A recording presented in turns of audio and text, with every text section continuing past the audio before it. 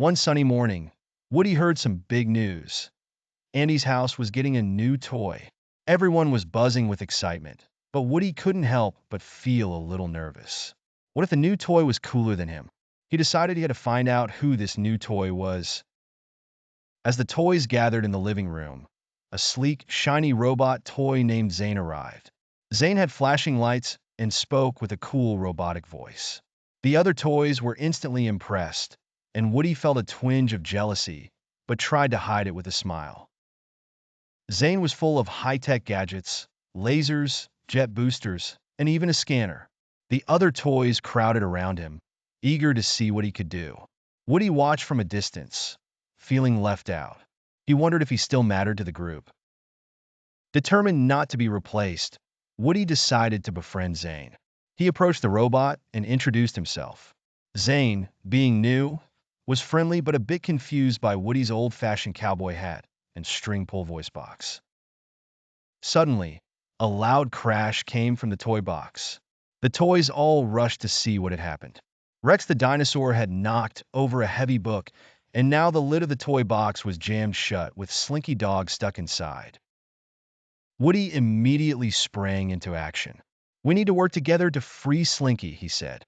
Zane offered his laser, but it wasn't powerful enough to break through the heavy book. The toys realized they need more than just tech to solve this problem. With a clever idea, Woody gathered the toys to use teamwork.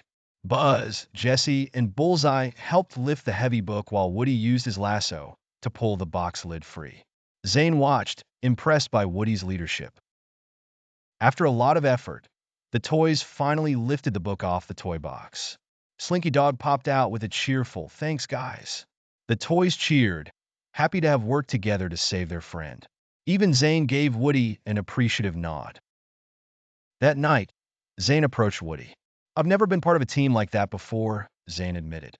"Your leadership is really something special." Woody smiled, feeling proud and realizing that he didn't have to compete with Zane.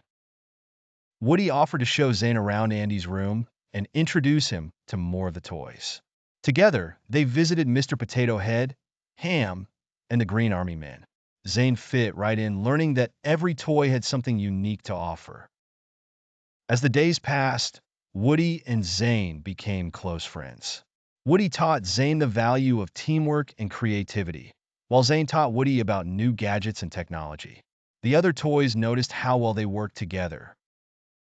One afternoon, Andy came into the room, looking for his two favorite toys, Woody and Zane. He grabbed them both for an exciting playtime, imagining epic adventures with his cowboy and robot duo saving the day. During playtime, Andy had Woody and Zane defeat a giant space monster. Woody's quick thinking and Zane's laser blasts made the perfect team. They saved the day in Andy's imaginary world, proving that old and new toys could be the ultimate heroes. As Andy set them back on the shelf, Woody realized something important. No matter how many new toys came into the room, he would always be special to Andy. Friendship and teamwork were what truly mattered, not who had the best gadgets. That night, Woody and Zane sat on the windowsill, looking at the stars. Zane said, "I think we make a pretty good team." Woody smiled and replied, "Yeah, I think so too." The two friends laughed, ready for their next adventure. Woody realized that being a leader wasn't about being the best. It was about helping others. The toys all gathered around, excited for whatever adventure tomorrow would bring.